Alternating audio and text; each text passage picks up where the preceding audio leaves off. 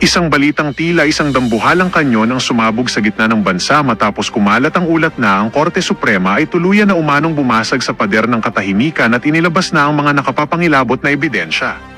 Ayon sa mga impormasyong ating nasagap mula sa mga pinakalihim na operatiba, ang mga dokumentong hawak ng hustisya ay nagsisilbing mitya ng isang bombang handa ng sumambulat sa harap ng sambayanan. Ito na nga ba ang hudyat ng pagguho ng isang imperyo habang ang bawat segundo ay puno ng panganib at tensyong yuyurak sa lahat ng inyong pinaniniwalaan tungkol sa katapatan ng mga nasa pwesto na tila mga aninong nagtatago sa dilim. Nagulantang ang buong mundo at tila huminto ang ikot ng mundo sa nakakashock na revelasyong si Pangulong Bongbong Marcos at ilang matataas na senador ay kumpirmado umanong dawit sa talamak na kalakaran ng droga at nakalululang korupsyon. Maririnig daw ang malalakas na kalabog ng mga pinto at ang walang humpay na takbuhan ng mga opisyal sa loob ng palasyo habang binabahanan ng malamig na pawis ang mga mambabatas sa tindi ng kaba at takot. Tila binabagtas na natin ang pinakamadilim na kabanata ng ating kasaysayan kung saan ang mga ebidensya ay nagsisilbing mga bubog na sumusugat sa dangal ng administrasyon na nag-iiwan sa buong bansa na nakanganga sa tindi ng iskandalong ito na ngayon lamang sumangbulat. Ito na nga ba ang huling kabanata ng maliligayang araw at ang simula ng isang madugong paghuhukom na wawasak sa pundasyon ng ating gobyerno at magpapabagsak sa mga dambuhala ng politika?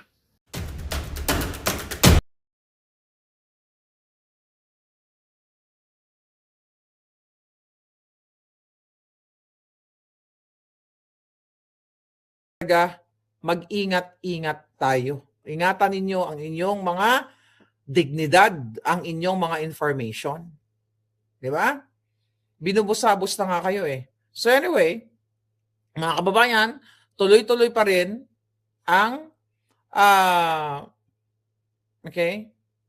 tuloy-tuloy pa rin ang pasabog nga ni Zaldico. O sinasabi nila na si Zaldico, well, drama-drama lang. Pero sabi ko nga, alam ko kung nasan si Zaldico. Baka magulat na lang kayo, no? Kasama ko na si Zaldico dito. Oh my God. Hi, Zaldi. Zaldi! Woohoo! Where are you? Alam ko, nasaan ka palangga? Ay, ba't palangga? Bigla ko siya naging palangga, no? No, kasi kailan mo lumabas? Alam mo, Zaldi, kailangan ilabas mo pa na ikaw ay finorced lang ni Liza Tanas para kasuhan ako. Diba? Pero natutuwa na ako sa inyo yun. Alam mo kung bakit? Kasi sabi ko nga, pinatunayan mo ang lahat ng mga in-expose ko. Oh, isalba mo na lang. Sabi ko, Zaldi, mabuhay ka ng tama. Sabi ko para kang trapo. You're only good as your last performance. Tignan mo, even yung kapatid ni Bangag, di ba? Na sinabi, hindi na daw niya kilala yung nasa stage. Hindi daw niya kapatid yun. Di ba buang lang? Mga kababayan, kailangan ninyong manindigan at dapat tapusin nyo na ang Bangag. The other day, di ba, may pinatay na kawawa na kababayan natin na barangay captain ng Digos. At yan si Inday Sara nagpakita ng suporta na sinasabi niya na ginampanan lamang ni Captain Dodong ang kanyang karapatang magsalita laban sa korupsyon at politika ng malaya at ito'y ginurgur gamit ang baril at bala. Sa paninday sa pag-alala sa kanya, muli naming pinagtibay ang aming panindigan na protektahan ang mga karapatan at kalayaan na nagbibigay daan sa lahat na nagsasalita at magtatanong. Ganyan naman sabi ko nga sa inyo. Kung nasa Pilipinas ako, mga kababayan, patay na ako. Diyos ko po. Buto-buto na lang ako ngayon. Di ba? Sabi ni Eve Soriano, parang ganito rin yung hindi mo pera yan. Ang members mga 6.5 biglang nawala. Andi nagbuo ng bago pero private na. Sa luma, may bentahan din ng merchandise. Wala namang problema. Walang problema magbenta ng merch kasi gano'n naman sa free market naman tayo. Walang problema na magbenta ka ng merch as long as pangalan mo. Kasi ako may merch din ako dyan sa YouTube eh. Di ba? Dati may mga merch ko. Kaya lang hindi lang ako masyadong active dahil bisibisa ng alindog ko. Basta wag lang pang scam. Wag lang gagamitin ang mukha ni PRRD sa merch nila. Di ba? Yun kasi ang problema. So anyway, mga kababayan, okay? Sabi ko nga, sobrang na yung taong bayan. Sobrang kawawa na. Oh, by the way, mga palangga natin sa Hong Kong, ha? Naku, I hope safe lang kayo. May mga na-trap, may mga kababayan pala nating na-trap diyan sa sunog sa Hong Kong. Ano ba yung my God, okay? Sinabi ng official ng consulate sa Hong Kong na naka-receive daw sila ng mga, although hindi unverified reports, na may mga Filipino domestic workers or mga OFW natin na maaring na-trap daw sa loob ng mga residential complex. Kasi nakakatakot, nakita nyo sa video, grabe. I hope ligtas lang talaga ang ating mga kababayan, kaya dapat alerto tayo sa mga pangyayari sa buhay natin. I'm praying na sana walang namatay nating mga kababayan. Di ba? Sabi ko nga, sa lahat ng mga, balik tayo kay Saldico, sa lahat ng mga pasabog ni Saldico ay lahat ay pinasinungalingan ng mga bangag. Siyempre, alangan naman na amin. Sabi ko, kahit dukutin mo yung bilat ni Lisa at igisa mo, yak, diba? Ay hindi talaga yan aamin yung mga hayop na yan. Diba? Recently, mga kababayan, si Bangag pumunta sa Baseco, nakita nyo, nag-optics, kunyari siya ay dinudumog ng mga tao, ng mga bata, tapos yung mga tao niya, palakpak, pinapalakpak, di ba? Yung camera nakatutok sa kanya na kunyari siya ay rock star. Julul, ikaw ay pulboronic star. Tapos doon sa ano na yun, sa event na yun, mga palangga, sinabi ni Bangag kay Isko Moreno, mayor ng Maynila, na ikaw na yung mag-in-charge doon sa national housing daw para mabilis. Kasi kay Isko, 3 to 5, like within 3 months lang, daw sa Maynila ay nakapag-build na siya ng mga pabahay. Okay? I think 200, ang tawag niya ay 200 socialized building units sa loob ng 3 months. Kaya sinasabi ito, tamo huling-huli si Bangag. Sabi ni Bangag, panaginip lang sa amin yun sa NHA at sa DHSUD o Department of Human Settlements and Urban Development. Yung ganung kabilis, kailangan paturo kami sa inyo para paano ginawa yan. Ikaw na kaya mag-in-charge doon para mabilis. Sabi pa niya, pagka nakikita ng ibang LGU ito, gagayahin ito, asahan mo dahil napakagandang modelo, chuchu-chuchu. Mga kababayan, ano ibig sabihin yan? Ibig sabihin, inamin ni Marcos Jr. na ang inappoint niya sa NHA at sa DHSUD ay mga palpak. Dahil yan ang pinangako niya nung umupo siya na magtatayo siya ng 1 million houses a year. Na ni 100,000, hindi pa nga, tatlong taon na, ni 100,000 wala pa, I don't know ilan ang napatayo nila. But anyway, mga kababayan, ito ay pag-amin na sinasabi ni Bangag, pinapanaginipan pa lang namin yan. Yan din yung message niya sa akin nung 200,000 subscribers ba ako sa YouTube nung I forgot kung anong year yun, 2019 o 2018. Nag-send siya ng video sa akin, hanapin ko ngayon. Maharlika, ngiwi. Naku, congratulations on your 200,000 subscribers. Pinapanaginipan, pinapangarap pa lang namin yan. Kasalanan ko din kasi kung bakit ko pinromote tong addictus na to. Well, kasalanan natin. Kasalanan nyo lang na bumoto kayo ng bonggang-bongga. But hindi pa rin huli ang lahat. Nakita natin ang demonyong Bangag Marcos Jr. na ito na masahol pa. Sabi ko nga, nilagpasan nila ang demonyo sa impyerno. Di ba? Sobrang nilagpasan nila ang demonyo sa impyerno, mga kababayan. So again, yung sasabihin niya kay Isko, na ikaw na ang mag-in-charge doon para mabilis. Pambobola. Tatanggalin niya ba yung DHSUD niya? Nakakasabwat niya lahat yung mga yan? Hindi niya gagawin yan, mga kababayan. Dahil puro lang kasinungalingan, puro lang kabangagan si Marcos Jr. Sabi ko nga, kung ganitong klaseng gobyerno natin, dapat, di ba, hindi na natin, mga senador, kongresista, LGU, sa mga gabinete niya magnanakaw. So, hindi na nagpa-function ang ating gobyerno. So, dapat natin itulog to. Saan natin idulog? Saan natin idulog itong mga ito? Sa UN? Actually, pwede tayo magreklamo, mga kababayan. Okay? Kailangan nating what? Pwede tayo mag-file ng mga reklamo. Ito, pwede daw tayo mag-file, mga palangga, sa UN. Okay? Okay. Ang sabi dito, kapag ganito na ang gobyernong bangag, ay puro na pagnanakaw ang ginagawa nila, ay pwede nang ireklamo itong bangag administration na ito, pwede sa UNHRC. Ayan, pwede tayo mag-file ng reklamo, Human Rights Committee, o kaso lang, kailan tayo magpa-file? Dapat nga yung mga taong magagaling dyan sa ating bayan, dapat na mag-file tayo mag-file din daw tayo, pwede natin i-file sa UN Office on Drugs and Crime ang pagiging bangag ni Marcos Jr. Kasi hinahandle din nila yung corruption, abuse of state power, misuse of courts and police, financial crimes, which is yung ginagawa ni Bangag, state retaliation, obstruction of justice. O dyan sa mga abogadong magagaling, bakit hindi kayo sumulat sa UN Office on Drugs and Crime?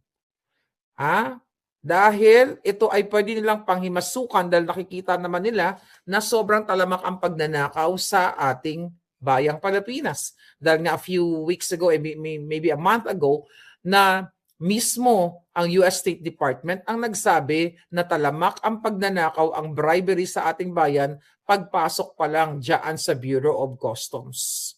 Yun mga kababayan. So pwede tayong mag-file sa UN para imbestigahan, ano pa ba maasahan natin dito, mga kababayan. So yan ang mga pwede daw nating pag-filean ng kasos laban sa mga bangag na ito dahil sobra-sobra na ang kanilang pagnanakaw, mga palangga. Ninakaw na nila lahat. And also we can ask help sa Financial Action Task Force. Okay? Saan pa tayo pwede magreklamo? Dahil hindi na ireklamo din natin sa World Bank. Kasi umuutang tayo dyan. Inuutang natin, ininakaw lang nila. And also we can file complaint sa US Office of Foreign Assets Controls dahil ang mga sangkot dito ay mga politikong magnanakaw. So pwede tayong mag-file dyan, kaya sabi ko yung mga grupo dyan, kasi hindi naman tayo lawyers, wala naman tayong staff to do that. Ako wala na akong panahon na sa dami ng inaasikaso ko sa buhay ko, mga palangga. So, dapat kayo na yan, yung mga magagaling dyan. Maggawin nyo yung pwedeng mga remedies kung paano tayo bigyan ng pansin ng international, hindi lang yung pagpadukot o pagkikidnap sa ating, sa kaila Pangulong Duterte, kay Senator Bato, pero dapat i-reklamo din itong kawatan ng gobyerno ni Bangag Jr. Diba? So you have to do something. Dapat yung mga magagaling na abogado dyan, na mga kaalyado ng bayan, kaalyado ni Pangulong Duterte, pag-isipan ninyo, kasi kayo naman yung mga abogado, nag-aaral kayo, alam niyo yung mga, sabi ko, yung mga remedyo kung saan paano natin panagutin tong mga to, kung ayaw yung dukutin yung yung mga bangag na yan, dyan sa loob ng Malacanang at pababain na yung mga hayop na yan dahil mga addictus, mga palangga, you have to do something. My God. Ano may mga laban na balita?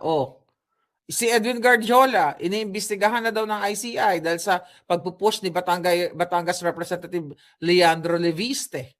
Dahil matagal na magmamayagpag sa corrupt practices itong si Guardiola. Pero you know what, mga kababayan, wala na tayong maasahan sa ICI kasi sila rin naman ang nagbuo niyan.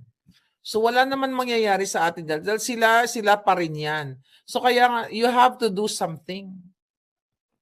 Lahat ng ginagawa ng mga bangag, puro kajotahan. Sabi ko nga kanina, si Liza Tanas pumunta sa Bago City Hospital, nagdrama-drama, emotional, kawawa daw yung mga pasyente, pero ninanakaw ng hayop niya ang pera ng bayan. Nag-post niya, I had to hold back my tears. Chuchu, bilatra, bigatla, lahat na lang ng kajotahan, ni Liza Tanas, kadramahan, ay ginagamit niya, pero hindi naman tanga ang taong bayan, di ba? Hindi naman kayo nagpapaniwala dito sa mga julul na ito. What else? Tingnan mo. SSS.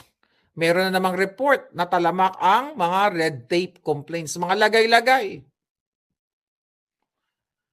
Sabi ng SSS, okay, na seryoso daw nilang tinatrato yung mga reklamo dito sa red tape na ito. Dahil may lumabas na balita kung saan napakadaming complaint, okay, dito sa Anti-Red Tape Authority from August 2025. Okay? Ngayon, sinasabi ng SSS President, ayan, marami din diyang mga kawatan sa SSS.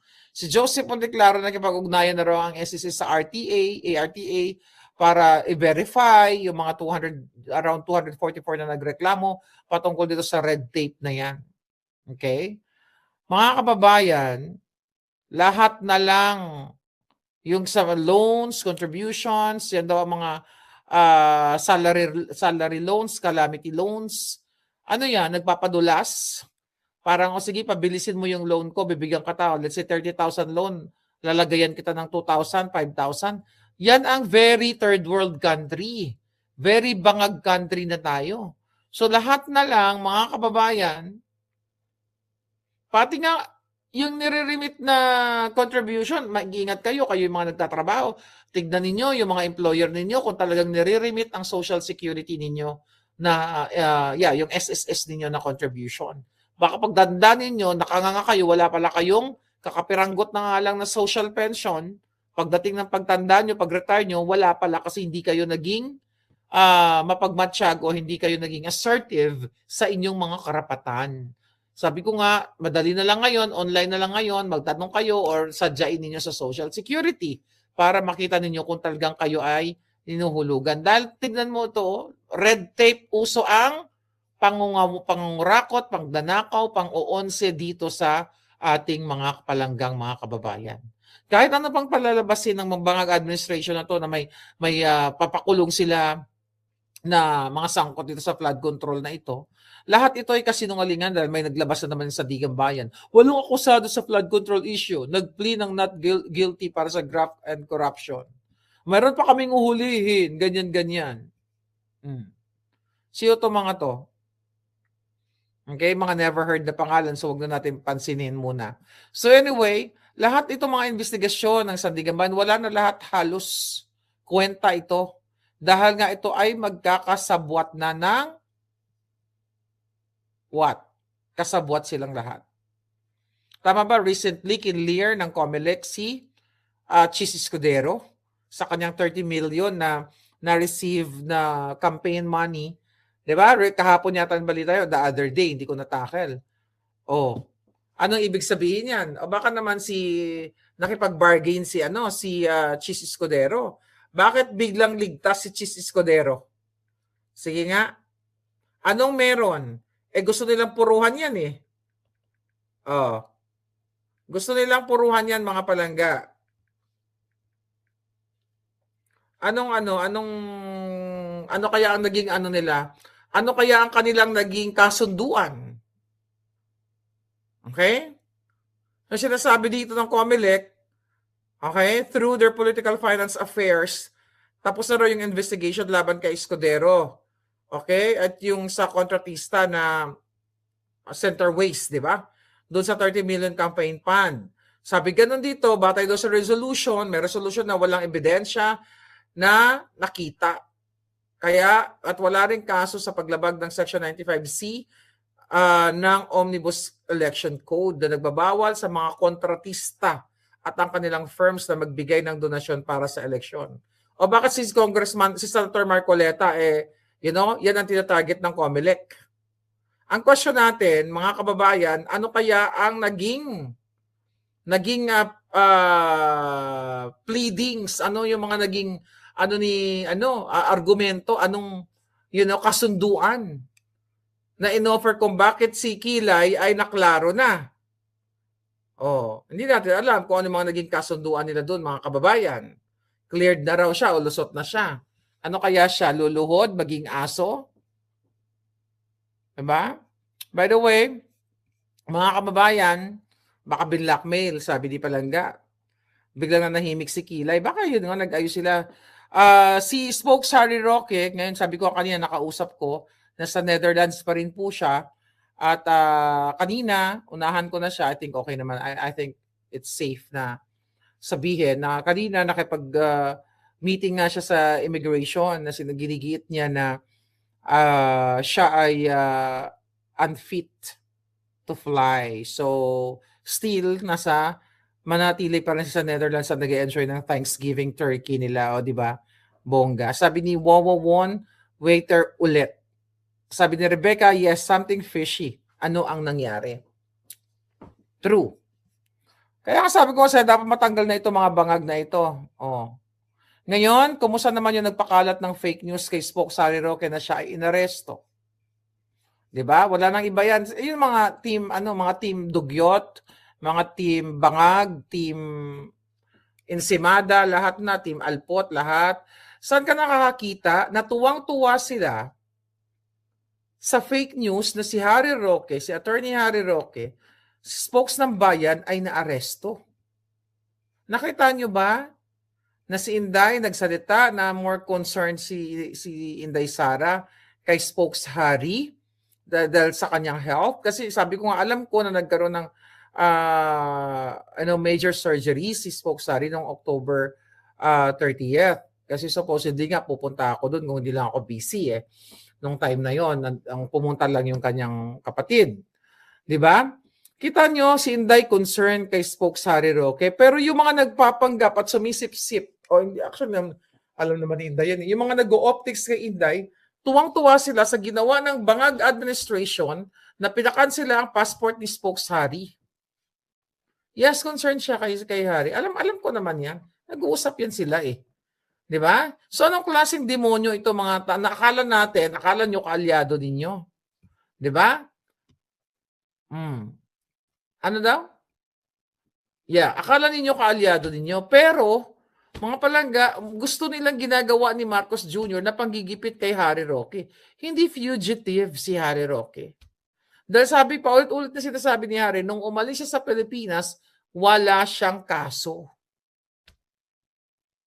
Gusto lang siyang gurgurin ni Lisa Tanas, ni Bangag administration, dahil nga, kaming dalawa ay tandem.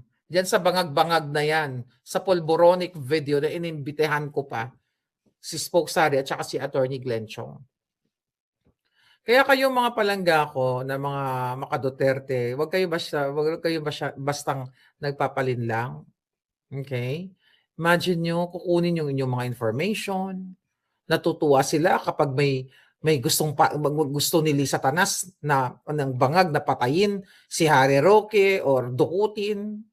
Tuwang-tuwa, 'di ba? Tuwang-tuwa sila. Sinasabi pa nila noon na deserve ko daw, nakasuhan ako ng mga alipores ni Lisa Tanas dahil nagpapakalat ako ng fake news. Kumusta naman tayo ngayon, 'di ba? Misvindicated tayo. So lahat ng in-expose ko sinasakyan nila. Nakita niyo kung gaano ka-julul ito mga ito? Pinag-iingat ko lang kayo, napakatalino nyo naman pangapalangga para kayo magpauto sa mga nangingikil lang sa inyo. Ginagamit lang nila si Pangulong Duterte para pagkaperahan nila. Ang hilig nila habulin si Inday Sara. Kahit saan pupunta si Inday Sara, nag-o-optic sila. Ganyan po ang mga scammer. Gagamitin ang mga picture, ganyan-ganyan, ganun-ganun. Sa totoo lang, ako, hindi naman ako sa nagyayabang. Ako pa nga ang hindi naman ako nag-i-ignore, pero nag-iingat lang ako. Alam mo si Spoke Sari, may kwento ako dyan. I don't know, I think nakwento ko na to. Nung December of 2023. Okay, December, pumunta dito sa Amerika. Napagkwentuhan namin to ng kapatid niya. Okay, si Paul. Message ako niyan, Marlica, ganyan, gusto makipag-meet up sa akin, ganyan. Sabi ko to si Harry Roque. Sabi ko nang ganun, makipag-meet up, baka mamaya, tao ni Lisa Tanas to, di ba? Mga ganon. So anyway, hindi ko talaga minute si Spoke Sari. Anong gusto kong pala, spokesperson yun during that time. Pero kasi may death threat na kasi ako noon Teka, wait. Yeah. May death threat na ako noon kaya nag-iingat ako. Ang ibig ko sabihin, kay spokesperson ka, kay si Hoda ka, hindi ko kailangan mag-optics. Malaking tao si Spoke Sari. And magaling siya na spokesperson. Nakwento ko na, James Cloud. Tapos kasi napagkwentuhan namin the other day dun sa party, kasama ko yung kapatid ni Spokesari, sabi niya nga sa akin, ay nako, sabi niya na gano'n, ang taray mo nga, sabi niya, natakot ako, sabi niya sa akin, ayaw mo talaga makipagkita kay Harry. Sabi ko baka mamaya, sugo ni Satanas. Tapos sabi naman sa akin, yes, maganda yung ginagawa mo, nag-iingat ka. Pero anong punto de vista ko dito? Hindi mo kailangan mag-optics. Diba? You compare me naman sa iba. Mga palangga, nakita nyo naman. Excuse me. Hindi ka pwedeng habol ng habol kay Inday. Nakita mo na si Inday Sara eh. Ako ilang beses ko na nakita. Nung na doon ako sa hig. Yun na, pag may pagkakataon na nag-picture, sige picture. Pero yung sisiksik ka pa, uunahan mo pa yung mga taong, yun ang mga palangga na dumayo. Ibigay mo na sa kanila, may picture ka na. Ilang picture ba kailangan mo kay Inday? Unless nagagamitin mo sa optics mo.